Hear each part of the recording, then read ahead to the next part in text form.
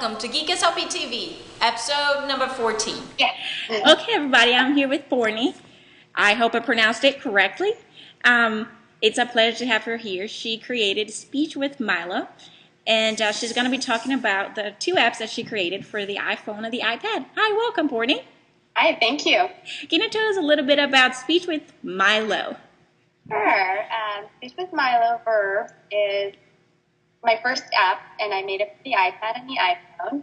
It features an animated mouse named Milo performing basic actions like jump and clap and hug. And I designed this app to simulate language skills for toddlers, preschoolers, and older children. I really wanted to create an app that had animation because not only is it appropriate for verbs, but also kids just find it really interesting and they're motivated by it. So really wanted to do that. And I use it in therapy all the time because verbs are such a central part of the language.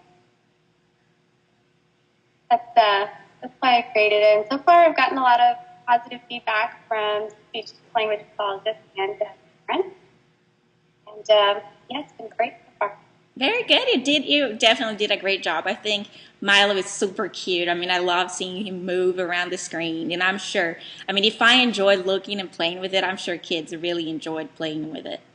Thank you. Okay, so I know that you recently recorded, you didn't record anything, that you recently released a new app that is Speech with Milo, but it's focusing on something different. Can you tell us about what that is all about? Yes, the second app I just released is Speech with Milo Prepositions, and again it features Milo the mouse, demonstrating location concepts of above, below, behind, and this one is made for preschoolers and older children with language delays. And again, I created this one because prepositions like verbs are also concepts that are really well suited to animation. It's very similar to the verbs app. Something that I really appreciate that you've done in your app is that you do have a button with explanation on how to use it. I think it's very important, not just for speech therapists, but also for parents that I'm sure are practicing this skills with the kids, that you have instructions on how to use the app. I think that was really good. Thank you. Yes, I created it to be very simple. So I wanted to make sure that parents and speech pathologists had different ideas on how to use it. So I kept it simple but provided instructions. Pretty good. And what inspired you to make all of this?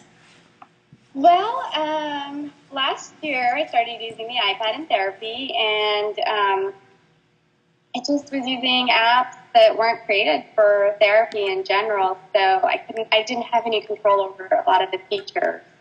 The apps weren't doing what I wanted them to do, so I thought, I'll just make my own. Very good and well done. Thank you. Okay, so now she's going to show us a demo of Speech with Milo Verbs. You guys are looking at her iPad screen, and whenever you're ready.